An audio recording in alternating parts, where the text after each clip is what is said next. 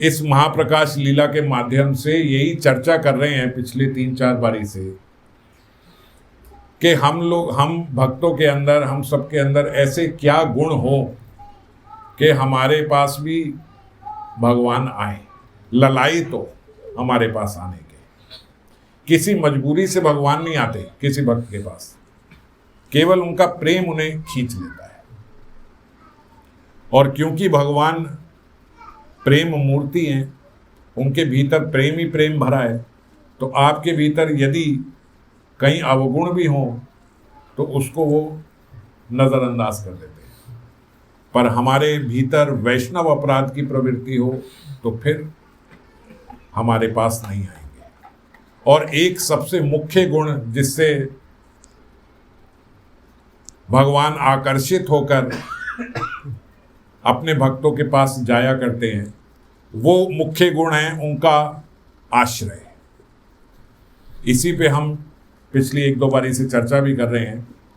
जब भक्त शरणागत होता है, जब भक्त अपने प्रिय प्रियतम के आश्रय में होता है, उनका आश्रय स्वीकार करता है, तब भगवान उसके लिए केवल भगवान नहीं रह जाते, फिर उसका भगवान के साथ एक संबंध जुड़ जाता है। जब हम बोलते हैं भगवान, तो भगवान तो पूरी सृष्टि के भगवान है, आपके साथ उनका कोई संबंध नहीं है। जब हम बोलते हैं मेरे प्रिया प्रियतम, मेरी प्रिया के प्रियतम, या कोई बोले मेरे प्रियतम, तो फिर उसका एक संबंध जुड़ता है। और जब उनके आश्रय में चला जाता है कि ठाकुर मैं जैसो तैसो तेरो, आप जो बोलो, जैसा करो, जो कहोगे वैसा ही होगा, जो दिया वो ठीक है, जिस अवस्था में रखा वो ठीक है, आगे भी जो अवस्था दोगे वो ठीक है। इस प्रकार का आश्रय जब कोई जीव ग्रहण करता है तो भगवान को मानो वो बांध लेता है।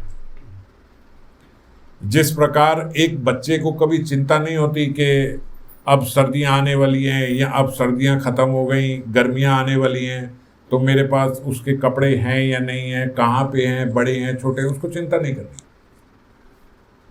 कोई बच्चा चिंता करता है कि मेरे सर्दियों के कपड़े हैं कि नहीं है, मेरे पास पूरे स्वेटर हैं कि नहीं, मैं क्या पहनूंगा अब जब सर्दियां शुरू हो जाएंगी। कोई बच्चा चिंता नहीं करता, वो माँ देखती है। और क्यों? क्योंकि माता के भीतर वात्सल्य है। तो ये वात्सल्य गुण का प्रभाव है। एक माता के भीतर केवल अपने 1 या 2 या 3 जितने भी बच्चे हों, उन बच्चों के लिए वात्सल्य होता है। अब पड़ोसी का बच्चा स्वेटर ना पहने या दूसरे मोहल्ले का स्वेटर ना पहने तो ज़्यादा से ज़्यादा हो ही करोगे, देखना कैसी होगी इसकी। और जब आप देखोगे किसी बच्चे को स्वेटर नहीं पहना तो आप बात भी यही करोगे कि पता नहीं कैसी माँ है इसकी, कि देखो इसको ऐसा छोड़ दिया।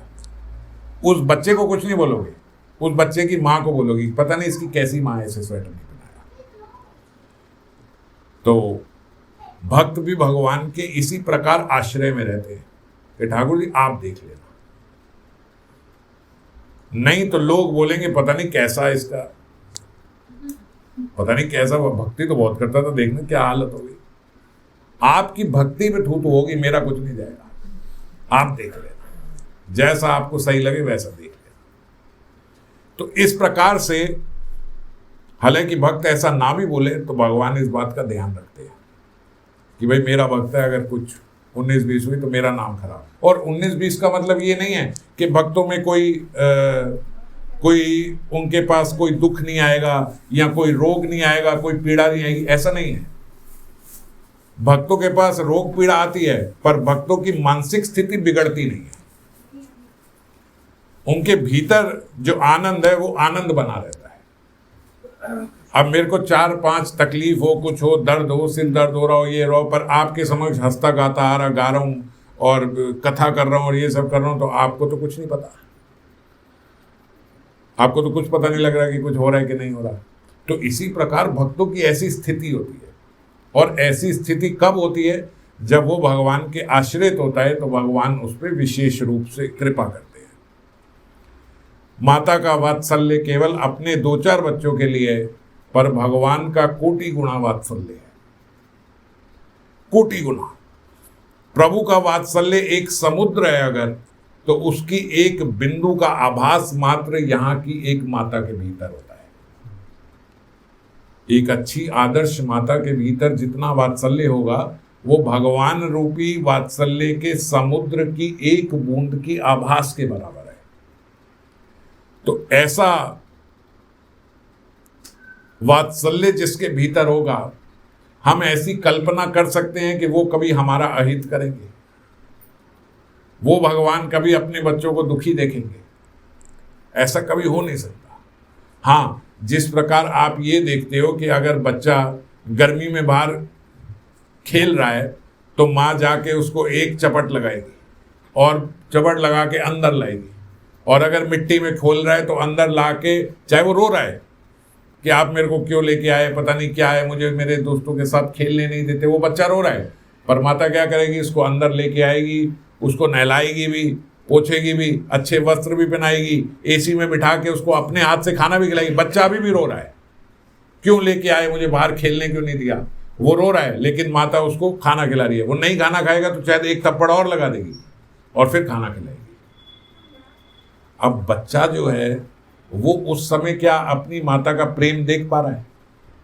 एक तीसरा व्यक्ति, जब मैं आपको बता रहा हूं तो आप एक तीसरे व्यक्ति की तरह देख पा रहे हो कि देखो माता का कितना प्यार है, वो उसे गर्मी में खेलने नहीं दे रही, वो उसे अंदर ले आई।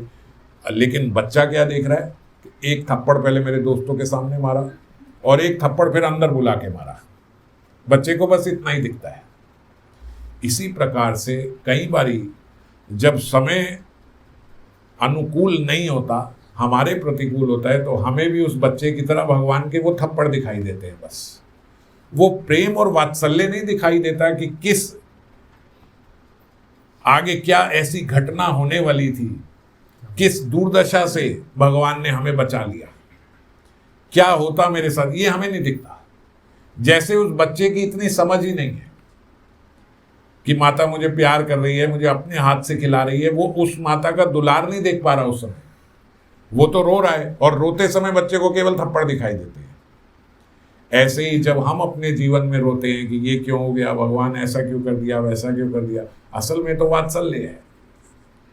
आप माया के खिलौनों से खेलना चाहते हो, आप आपके जीवन का जो उद्देश्य है भगवत प्राप्ति का, उसे छोड़ के इस जंजाल में फंसना चाहते हो। आप जब बहुत फंस जाते हो तो कई बार वो जंजाल भगवान को हटाना पड़ता है, हटो इससे। और जब हटाते हैं तो हमें केवल रोना आता है, हमें वो भगवान का जो स्वभाव है वो बड़ा रुद्र रूप दिखाई देता है। ये क्या करा, नाश कर दिया, सब खत्म कर दिया, कुछ नहीं रह गया, ये नहीं रह गया। पर ऐसा नहीं है, वो केवल उस माता के थप्पड़ की तरह ही है। आवश्यकता से पहले व्यवस्था देते हैं। जिस प्रकार एक माता भी एक बच्चे की आवश्यकता से पहले उसको व्यवस्था दे देती है, इसी प्रकार भगवान भी आवश्यकता से पहले वो व्यवस्था हमें दे देते हैं। जो भी जिस भी हम अवस्था में है उसकी पहले ही व्यवस्था कर दी गई है सब, कि ऐसे ऐसे यहाँ आएगा तो इसको ऐसे रखना है। सर्दी आएंगी, स्वेटर 1 महीना पहले निकाल दिए, गर्मी आएंगी, सब 1 महीना पहले तैयारी है कि जब गर्मी आएगी तो क्या पहनेगा। इसी प्रकार जब हमारे अनुकूल समय होता है तो उसकी भी तैयारी भगवान ने कर रखी है। जब हमारा प्रतिकूल समय होता है तो उसकी भी तैयारी भगवान ने कर रखी है। जब आप पशु योनि में थे तभी भगवान ने तय कर लिया था कि इसको ये नर देंगे, इसको यहाँ पे जाएंगे, ये वाले भक्तों के बीच में रखेंगे, ये इस प्रकार से इसकी भक्ति चले, वो तब दे दिया था। आपने मांगा था क्या कि मुझे मनुष्य दे चाहिए? पशु के भीतर तो विवेक ही नहीं होता कि वो ये बात मांग भी सके। तो जो मांगा भी नहीं आपने वो दे दिया। वो किससे मिला? केवल कृपा से, केवल भगवान की कृपा से। पर हम वो कृपा भगवान की देख नहीं पाते। वो कृपा ना देख के हमें केवल भगवान का रौद्र रूप दिखता है, ऐसे कर दिया, वैसे कर दिया, ये कर दिया, वो कर दिया। और जब मिल रहा होता है तब ध्यान नहीं जाता, हे ठाकुर क्या दुलार है आपका, तब ध्यान नहीं गया अच्छे समय में। क्योंकि अच्छे समय में तो हम अच्छा समय भोगने में निकाल दिया, बुरे समय में व्यक्ति इधर उधर देखता है, बुरे समय में व्यक्ति ढूंढता है। और ज्यादातर इसकी वजह से, इसकी वजह से, इसकी वजह से हुआ, इसकी वजह से हुआ, कोई नहीं मिला तो भगवान तुमने कर दिया। जबकि किसी के साथ भी, खास करके भक्तों के साथ, कभी अहित हो ही नहीं सकता। आप जिस प्रकार से भगवान का भजन कर रहे हो ही नहीं सकता आपके साथ कोई अहित हो जाए, हो ही नहीं सकता कोई अमंगल हो जाए। ये दृढ़ विश्वास रखना होगा। हम भक्तों के गुण की बात कर रहे हैं, आज बहुत लंबी चर्चा तो नहीं करूंगा, थोड़ा सा समय है, केवल इतना, एक दृढ़ विश्वास कि मैं प्रभु का हूं, और सबसे बड़ी बात कि प्रभु मुझे स्वीकारे हुए हैं, उन्होंने मुझे स्वीकार कर लिया है। अगर आप कहो कि कैसे पता लगेगा कि भगवान ने मुझे स्वीकार कर लिया है, ये बात कैसे पता लगेगी? ये बात आप इस कॉन्फिडेंस से कैसे कह सकते हो? भाई ज़्यादा से ज़्यादा मैं अपना कह दूंगा, मैं आपका हूँ, हालांकि मैं हूँ नहीं। हम जो भी लोग बोलेंगे कि हे ठाकुर मैं आपका हूँ, हम है नहीं। हम एक बार बोल देते हैं प्रभु मैं जैसो तैसो तेरो, जैसे मैंने उस दिन बताया था कि आप एक बार बोल दिया आपने। शास्त्रों में ये लिखा है, सूरदास जी का पद है, सूरदास जी ने लिखा कि जब एक बार व्यक्ति बोल देता है ठाकुर मैं आपका हूं, तो बोले भगवान का एक विग्रह स्वरूप उसके लिए हाथ खोले खड़ा हो जाता है उसी समय। जैसे ही आपने बोला मैं आपका हूं, ठाकुर जी ने हाथ खोल दिया। मगर अब आप क्या करते हो? आगे तक जाते हो, फिर पीठ दिखा के इस संसार में लग जाते हो, फिर जाते हो, फिर पीठ दिखा के फिर कोई इंद्रिय तृप्ति में लग गए, फिर गए, फिर ठाकुर जी को पीठ दिखा के संसार में लग गए। बोलते 100 जन्म भी लगे रहोगे तब भी एक बार जो बोल दिया ठाकुर हाथ खोले खड़े हैं, वो अभी भी खड़े हैं। ये उनका वात्सल्य है। आप यहां किसी माता में, आप सब माताएं बैठी हो, आप बताओ आपके भीतर अपने बच्चे के लिए बहुत प्रेम और वात्सल्य है, पर ऐसा वात्सल्य है कि उसने बोला माँ मैं आपका हूं, आपने हाथ खोल दिए, और उसके बाद 10 साल वो आपके पास आया नहीं और आप हाथ खोले खड़े हो कि बेटा आ जा। 2 वहीं लगाओगे अगर आपकी चलेगी तो, कि मैं पागल हूं तेरे लिए खड़ी हूं बोल के तो अपना भाग्य खेलने के लिए। पर भगवान के भीतर इतना वात्सल्य है कि वह एक हाथ खोले खड़े हैं, और हम अपनी संसार की क्रीड़ाओं में लगे हुए हैं, वो तब भी खड़े हैं।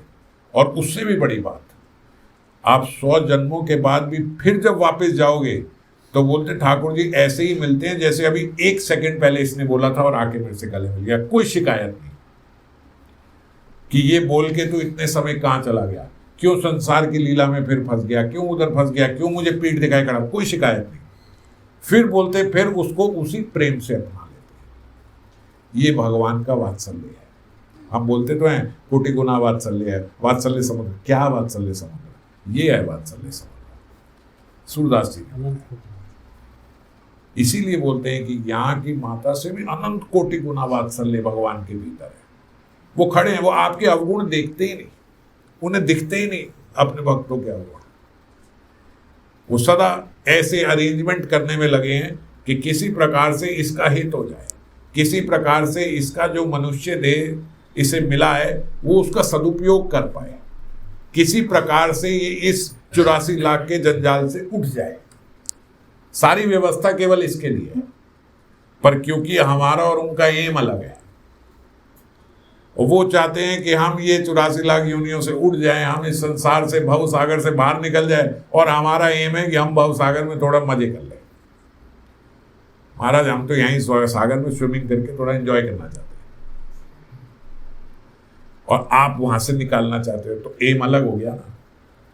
एक तैराक को आप रस्सी फेंको कि चल भाई फटाफट से यहां से निकल जा समुद्र से, और उसका मूड हो अभी स्विमिंग करने का, तो आपकी और उसकी जमेगी नहीं। वो रस्सी फेंक रहा, आप कहोगे भाई क्या है ये, रस्सी हटाओ उसको। यही हमारा हाल है। हम इस दुखों में, भवसागर में अभी भी सुख ढूंढने में लगे हैं, और वो बार बार पकड़ रहे हैं, और हम बार बार सुख ढूंढने में लगे हुए हैं। इसीलिए उनको और हमारा एम अलग हो गया, इसीलिए हमारी चाह और उनकी चाह अलग हो गई। जबकि समर्पित जीव की चाह, समर्पित जीव की इच्छा और भगवान की इच्छा अलग नहीं हो सकती। या तो जीव भगवान के आश्रित होगा, या फिर उसकी अलग चाह होगी। आश्रित होने के बाद अलग चाह नहीं हो सकती, और जब अलग चाह नहीं हो सकती तो फिर जो आपके साथ हो रहा है वो सही है, फिर कोई शिकायत नहीं होगी। अगर मेरी चाह भगवान के साथ मिल गई तो फिर शिकायत किस बात की, फिर तो जो करो ठीक है। ऐसे कई यहाँ पे इस जगत में देखे जाते हैं, कई पुरुष अपनी स्त्री के लिए, अपनी पत्नी के लिए इतना मोह में अंधे हैं कि वो जो करे ठीक। कई पत्नियां अपने पति के लिए ऐसे मोह में अंधी हैं कि वो जो करे ठीक। कई माताएं अपने वात्सल्य की वजह से, दुर्योधन जैसा पुत्र भी हो तो भी बोलते चलो जो ये कर रहा है वो ठीक है। ऐसा होता है ना। तो ऐसे ही हमारा दुर्बुद्धि से नहीं, सुबुद्धि से ऐसा हो कि भगवान जो कर रहे हैं सही है, ये जो कर रहे हैं सही।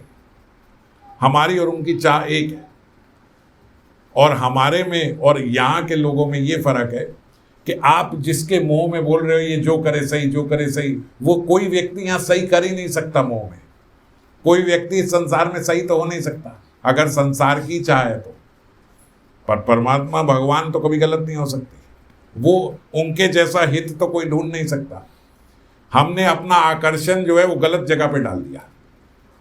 ये आकर्षण, ऐसे भक्तमाल में ऐसे भक्त है ना, वो एक भक्त थे, वो अपनी पत्नी के लिए ऐसे ही पागल थे।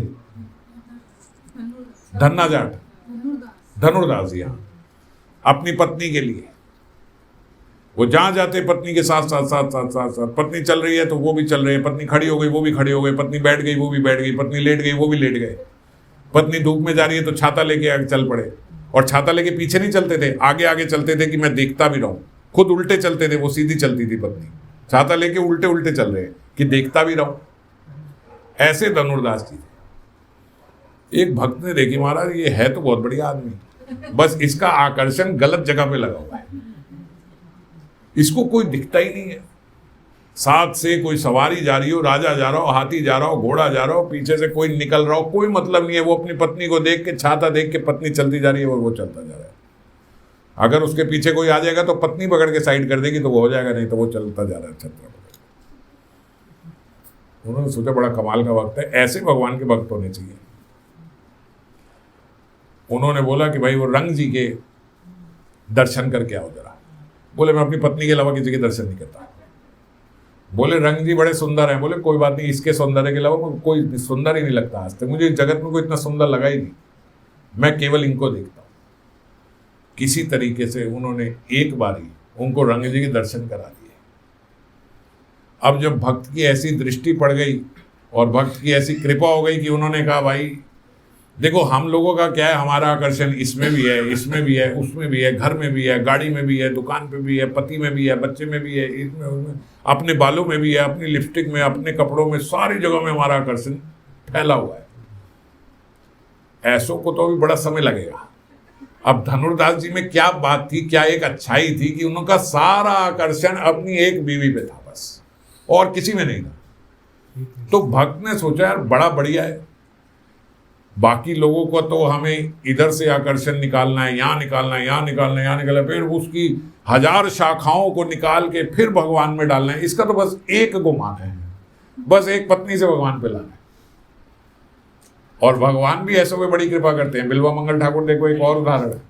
तो भगवान ने जैसे ही रंग जी के उन्होंने दर्शन किए, रंग जी ने अपना ऐसा स्वरूप उसे दिखाया, उसके बाद से बोलते वो जितना दीवाना अपनी पत्नी का था वो छोड़ के उतना ही दीवाना ठाकुर जी का हो गया, और सिद्ध भक्त हुए धनुर्दास जी। उसके बाद ठाकुर जी के अलावा बोलते अब मैं और किसी को नहीं देखूंगा, अब इनको ही देखूंगा बस। ऐसे ही एक गोविंद देव जी के भक्त थे, वो भी बड़े अनूठे भक्त थे। वो बोलते थे भैया जो सबसे ऊंचा होगा मैं उसकी सेवा करूंगा, छोटे मोटे की सेवा नहीं करूंगा, और शिद्दत से सेवा, मतलब बिक जाऊंगा, मर जाऊंगा आपके लिए, पर सेवा उसकी करूंगा जो सबसे ऊंची चीज होगी। अब लोगों ने बताया भाई ये राजा के यहाँ मंत्री है, बड़ी ऊंची चीज है। वो मंत्री के यहाँ उसकी सेवा करने लगा, दिन रात जैसा मंत्री कहे, जो कहे वही। वो कहे खड़े हो जाओ, बैठ जाओ, लेट जाओ तो लेट जाओ, यहाँ खड़े हो जाओ, वहां चले जाओ, ये कर दो, जो वो बोले वो रॉबर्ट की तरह। एक दिन मंत्री के साथ साथ गया, मंत्री ने राजा को प्रणाम किया। उसने कहा ले भाई मैं तो इसको बहुत बड़ा समझता था, ये तो राजा के सामने झुक रहा है, बेकार है ये तो। मैंने तो सोचा था टॉप के आदमी की चाकरी करूंगा। उसने मंत्री को बोला मैं आज के बाद तुम्हारी सेवा नहीं करूँ, चल। मैं सोचता था तुम बड़ी ऊंची चीज है, तुम तो कुछ भी नहीं हो। मंत्री ने राजा को बोला भैया एक हमारा है दास, बड़ा अनूठा है, मगर एक नंबर का दास है, हाँ पर अब मेरी नहीं करता। वो बोलता है सबसे टॉप के व्यक्ति करूंगा। तो आप तो राजा हो, आप रख लो उसे। राजा ने कहा ठीक है। उन्होंने कहा राजा की करेगा? कह रहा हाँ उनकी करूँगा। उसके बाद से राजा जो थे वो गोविंद देव जी के भक्त थे, राजा की सेवा करनी शुरू करी। बोले ऐसी सेवा, राजा निहाल हो गई, क्या व्यक्ति है, ऐसा तो अपना कोई पुत्र नहीं है जैसा ये है, जो बोलो वो करता है, जैसा बोलो वैसा करता है, वो जो दिन में रात बोलो रात मान लेगा, इतना पक्का भगत है हमारा। अब राजा एक दिन गोविंद देव जी के मंदिर गया, उसने प्रणाम किया गोविंद देव जी को। उसने कहा ओ मैं तो इसको बड़ा समझता था, कुछ नहीं है, तो गोविंद देव जी को प्रणाम कर रहा है, ये काहे का बड़ा, वो बड़े तो ये है। उसने राजा को बोला भाई आज के बाद मैं आपकी सेवा नहीं करूँगा, मेरी एक ही शर्त ही, मैं टॉप के बंदे की सेवा करूँगा। तो आप तो टॉप के, वही टॉप के तो गोविंद देव जी है। उन्होंने गोविंद देव जी के जो पुजारी थे उन्हें बोला भैया ये एक नंबर का भक्त है लेकिन थोड़ा पागल है। बोलता टॉप के व्यक्ति की करूँगा, मेरी अब भाई मैं बोल भी नहीं सकता, मैं हूँ, मेरे ऊपर गोविंद देव जी है, ले आओ। उसके बाद से बोलते गोविंद देव जी उसके साथ खेला करते थे, साक्षात गोविंद देव जी निकल के उसके साथ खेला करते थे, वो ऐसा गोविंद देव जी का दास हो गया। तो बात समझ गए, मतलब एक जगह पक्के जहां हो गए वहां हो गए। फिर ये होता है आश्रय जी, इसको बोलते हैं आश्रय, ऐसा पक्का आश्रय कि बस फिर यही है। तो था क्या वो, कुछ नहीं, कोई माला करी थी नहीं करी, कहीं दीक्षा ली थी नहीं की, किसी परंपरा में जुड़े नहीं जुड़े, कोई धाम गए नहीं गए, बस एक पक्के एक निष्ठ थे। सबसे उनकी इन सबकी जो खासियत है, बिल्वा मंगल ठाकुर की, ये धनुर्दास जी की, वो उस दास की एक खासियत क्या है कि एक निष्ठ है। तो इनको शिफ्ट करना बड़ा आसान है, भगवान भी बोलते हैं बड़ा इजी टारगेट है। सारी इसने अपना आकर्षण एक जगह लगा दिया, वो एक जगह भगवान अपने पास ले आते, बस बस एक हल्का सा रेगुलेटर घुमाना है, वो पूरा उसका हो जाएगा। तो ऐसे ही हमारे भीतर एक निष्ठता आ जाए तो बात बन जाएगी। बात यह है कि हमारी एक निष्ठता नहीं है, हमारा आकर्षण आज इससे हो जाता है, कल उससे हो जाता है, फिर उससे हो जाता है, फिर उससे हो जाता है। अभी ये बड़े अच्छे कपड़े हैं, फिर जब दूसरे आए तो ये बेकार, वो वहीं अलमारी में पड़े रह गए। हमारे बीच ही ऐसे महानुभाव है, मैंने सुना है वो नए कपड़े लाते हैं, बड़े आकर्षित होते हैं, बड़ा अच्छा कपड़ा, बड़ा अच्छा कपड़ा, अलमारी में ला के रखते हैं, 1 साल तक पहनते ही नहीं है वो। उसके बाद कितने सारे आ गए, वो पीछे दबा हुआ है। उनके पति ने उनको गिफ्ट वही निकाल के दे दिया अलमारी में से, ये लो तुम्हारे लिए, वो मान गई कि नया है। अभी देखो क्या निष्ठा है हमारी। जो हम ही लेके आए हैं कि ये बड़ा अच्छा है, वो हम ही ला के रख देते, वो हमें ही नहीं पता कि हमें ही पहनना है, वो उसके बाद दूसरा ले आए, वो वहीं पड़ा है, वो पहना ही नहीं है।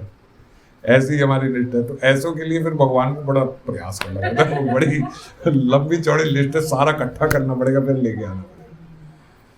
तो चलो आज बहुत समय हो गया, अगली बार फिर चर्चा करेंगे। आज के लिए बस इतना हम लोग समझे कि हमारी जो आश्रय है भगवान के लिए वो पक्का आश्रय है। ओके, आप ठाकुर जो करो सही, मैं जैसो तैसो तेरे को, मतलब आपको शिकायत नहीं, अब आप जो करोगे सही करोगे, बस ऐसी निष्ठा हो जाए तो बड़ी जल्दी भगवत प्राप्ति है।